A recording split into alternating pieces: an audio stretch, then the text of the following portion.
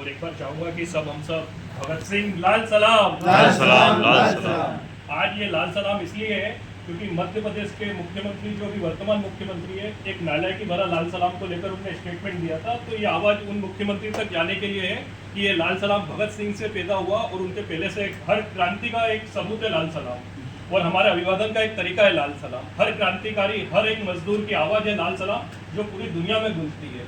तो ये मुख्यमंत्री के लिए था। अब मैं भगत सिंह के लिए आता हूँ, और आज जो बात हो रही है युवाओं की, तो भगत सिंह एक ऐसी सोच थी, युवाओं को उन पर रिसर्च इसलिए करना चाहिए कि जब देश अंग्रेजों द्वारा पीड़ित था, गुलाम था और शोषित था, तब भगत सिंह ने सबसे पहले अपनी एजुकेशन पे ध्यान दिया। पहले अपने आप को एक हथियार के रूप में तैयार करा। वो डायरेक्ट किसी क्रांति या डायरेक्ट नहीं कूदे, वो करते रहे। कई आंदोलन में भगत सिंह ने खुद जिक्र करा कि उनके ऊपर कई बार कई आंदोलनों का ऐसा हुआ कि कई आंदोलन टूटे और उनका उससे आघात भी लगा उनको, पर वो हमेशा अपनी एजुकेशन को पहले उनने पूरा करा। और जब उन्हें लगा कि वो इंग्लिश से लेकर हर चीज एजुकेशन को वो जी चुके और कर चुके, तब जाकर वो आंदोलनों में शामिल हुए, संगठन को ज्वाइन करा। और संगठन में भी कम उम्र के अंदर उन्होंने साबित करा, क्योंकि उन्हें अपने आप में टैलेंट इतना अपने आप को निखार लिया था, इतना टैलेंटेड अपने आप को कर लिया था। तो आज के युवाओं को ये जानना इसलिए जरूरी है, जो अभी के माहौल में हम देखते हैं, जो धार्मिक आडंबर हो रहे हैं, धार्मिकता के नाम पर युवाओं को बरगलाया जा रहा है, उनका जीवन खराब करा जा रहा है। उनको भले रैली के नाम पर, उनको भंडारे के नाम पर, उनको ये समझ में नहीं आता कि एक महीने में 2-4 भंडारे कराने वाले नेता उनको कभी जीवन में रोजगार नहीं दे रहे। 2-4 दिन अगर आपको पूरी सब्जी खिला रहे और वो दयालु बनने का या महान बनने का जो नाटक नौटंकियां हो रही है, उसको समझना होगा कि अगर उनमें इतना ही दयालुपन या इतना ही महान नेता है, तो अपने पिताजी को उनको नौकरियां दे या युवाओं को नौकरी की बात करें। पर नौकरी की बात नहीं करी जाती, बात करी जाती है रैली की, बात करी जाती है, बात करी जाती है युवाओं को भीड़ के रूप में इकट्ठे करने की बात करी जाती है, वाहन के रूप में वाहन इकट्ठे करना है, युवाओं को आगे लाना है, जिंदाबाद मुर्दाबाद, और जयंतियां, इन सब की बात करी जाती है, रोजगार की बात नहीं करी जाती है।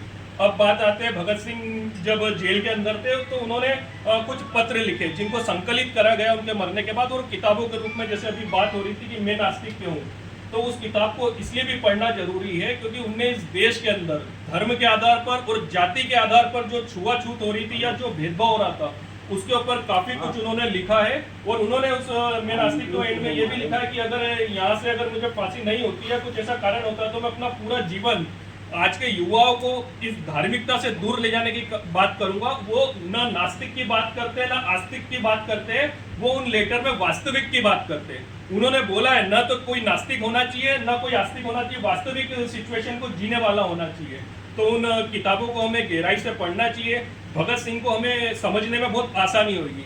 इसी के साथ हम आते हैं जो इंदौर की अब बात आते हैं हम भगत सिंह से, कि इंदौर के जो आज के टाइम में माहौल हुआ है, एक बीजेपी का एक नेता अगर आकर बोलता है कि मुसलमानों को नौकरी पे नहीं रखना है, मुसलमानों को यहाँ से निकालना है, या ऐसा कोई संगठन अपने आप में, भले वो बजरंग दल संगठन हो या आरएसएस संगठन हो, अगर वो ऐसा देश में माहौल बना रहे, तो हमें सबसे पहले ये सवाल पूछना चाहिए कि संविधान के अंदर जब हमारे पास पुलिस है, मिलिट्री है, तो हमें रक्षा के लिए ना हिंदूवादी संगठन की जरूरत है, ना किसी आरएसएस की जरूरत है, ना किसी बजरंग दल की जरूरत है। जब हमारे पास मजबूत संविधान है, हमारे पास मजबूत कानून है, और हमारे टैक्स के पैसों से जब पुलिस प्रशासन हमारे पास है, मिलिट्री हमारे पास है, कई तरह के हमारे पास सीबीआई है, ईडी है, कई तरह की एजेंसी है, तो हमें ऐसे एक संगठन की जरूरत क्या है, जिस संगठन के अंदर युवाओं को लाके उनकी मानसिकता किसी धर्म, किसी जाति या किसी विशेष के ऊपर विरोध करने की मानसिकता पैदा करी जा रही है, पूरे देश के अंदर एक नैरेटिव बनाया जा रहा है। हो सकता हो कि आने वाले टाइम में बीजेपी के पास चुनावी कोई मुद्दे बचे नहीं है, महंगाई पे वो बात कर नहीं सकती है और किसी पे बात नहीं कर सकती है, तो एक सांप्रदायिक दंगे के लिए एक नैरेटिव सेट करा जा रहा है कि अभी से हम कान के अंदर जहर घोलते जाए और ये विस्फोट होना बनी बात है कि आप किसी के अंदर कितना भी कचरा डालोगे विस्फोट होगा। तो विस्फोट की तैयारी अगर इस देश के अंदर हो रही है, तो हमें जो हम लोग प्रबुद्ध जन है या जो बुद्धिजीवी वर्ग है, उनको ये साबित करना पड़ेगा, युवाओं को बताना पड़ेगा। और इस देश और इंदौर से अगर ये क्रांति इनने कचरा फैलाने की कोशिश करी है, तो इंदौर देश का पहला शहर है जिसने कचरा साफ करा है, सफाई में नंबर बनाया है, तो ये गंदगी भी हम लोगों की जिम्मेदारी ज्यादा बनती है कि पूरे देश से ये धार्मिकता की, जातिवाद की गंदगी हम लोग साफ करें।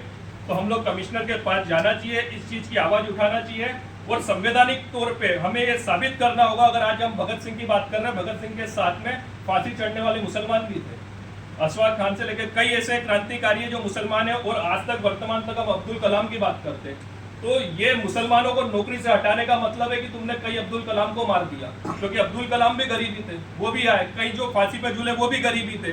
तो सिर्फ मुस्लिमों को हटाने की बात नहीं है, तुमने कई टैलेंटेड लोगों को मारने की बात है और देश के विभाजन की बात है। और ये जो स्टेटमेंट है मेरे हिसाब से इस पे देशद्रोह लगना चाहिए, देशद्रोह से नीचे की इस पे कोई धारा नहीं लगना चाहिए, क्योंकि ये शुरुआत है। अगर इसी को नहीं रोका गया तो ये गंदगी बढ़ती जाएगी, क्योंकि आजकल बहुत ईजी हो गया है कि सस्ती राजनीति जिसको करना है, जिसको दो कौड़ी की राजनीति करना है, पढ़े लिखे ये नेता है नहीं, तो उनके लिए सबसे अच्छा है कि जातिगत बात कर दो, हिंदू मुसलमान कर दो, हिंदू दलित कर दो, दलित बनाम आदिवासी कर दो और लोकप्रियता पालो, चैनल आ जाएंगे, वीडियो आ जाएंगे। अभी जैसे वो जो जिसने बोला स्टेटमेंट वो छाया हुआ है, तो उसका कारण है कि ये सस्ती राजनीति के, और हमारे जो युवा है वो समझ नहीं पा रहे इन विचारधाराओं को, वो आकर्षित होते हैं आक्रामक विचारधारा से, तो वो उस ओर ज्यादा जा रहे हैं। बाकी हमें समझाने की जरूरत है। और हम लोग जब सड़कों पर उतरेंगे, मैं चाहता हूँ विनीत जी, जब हम लोग उतरे तो हमारे साथ में जो अपने नाटक कलाकार है उनमें से कोई अब्दुल कलाम बने, कोई अशफाक बने, जितने देश आंदोलन में आजादी में थे मुसलमान, उनका गेटअप ले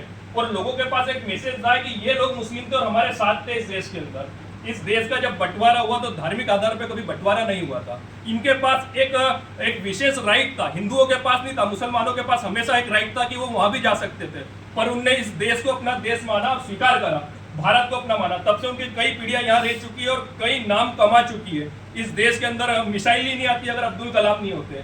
तो इन मुसलमानों ने कई साबित करा, विप्रो कंपनी, ये सब कई ऐसे मुसलमान है जिन्होंने साबित करा है कि वो इस देश की है, क्योंकि जब मुसीबत आती है विप्रो से हमको कई टैक्स दिया, कई मुसलमान व्यापारियों ने हमें कई पैसा दिया। तो इस बात को हमको युवाओं को बताना पड़ेगा कि हिंदू मुस्लिम की बात नहीं करना है, जातिगत बातें नहीं करना है, हमें रियल में हमें भगत सिंह के विचारों को बताना पड़ेगा। इस देश को आज जरूरत है तो ये नफरत के विचारों को रोकने की जरूरत है, और उस देश की मुझे पूरी उम्मीद है, जिस हिसाब से हम लोग मिल रहे चर्चाएं कर रहे हैं, कि वो आग अगर जलेगी तो वो इंदौर से जलेगी, और इंदौर से जो आग जलेगी वो पूरे देश में जाएगी और पूरे देश को रोशनी देने वाली वो आग बनेगी, न कि हिंसक इन जैसी जलाने वाली आग बनेगी। तो उस रोशनी के लिए हम सब साथ में रहेंगे। जब भी आपका संगठन या आप लोग सब इकट्ठे होते हैं, हम लोग सड़कों पे उतरेंगे, इस चीज का कट्टर विरोध करेंगे। हम हमेशा से इस चीज में विश्वास रखते हैं कि सांप्रदायिक एकता हमेशा बने रहना चाहिए। धर्म के नाम पे, जाति के नाम पे किसी का शोषण न तो होगा, न हम होने देंगे। हमें संविधान पे विश्वास है। जब हम कमिश्नर से मिलेंगे तो ये जो नए नए संगठन बना के, अभी हमने देखा था बैनर्जी वाले मामले में, कोई संगठन के लोगों ने प्रेस क्लब में जाकर मार गए, किसी पत्रकार एजेंसी में जाकर मारापीट कर ली, और इसका मतलब है कानून है ही नहीं, उनके ऊपर आज तक एफआईआर दर्ज नहीं हुई है जिन लोगों ने मारपीट करी है। तो इसका मतलब है कि तुमने गुंडे पालने की सरकार ने पूरी छूट दे दी है, या यहाँ के युवाओं को गुंडा बनाने का पूरा एक मानसिकता आपने सेट कर ली है कि वो लोग किसी के ऊपर भी किसी भी मुद्दे पर डायरेक्ट ऑन स्पॉट ही तुम मारापीटी करके सब तय कर लोगे कि कौन सही था कौन गलत था। तो इसका मतलब है जजों की सैलरी हमें बंद कर देना चाहिए और इन्हीं लोगों के ऊपर विश्वास कर लेना चाहिए। तो इन सब लेकर भी हम बात करेंगे मुद्दे पे।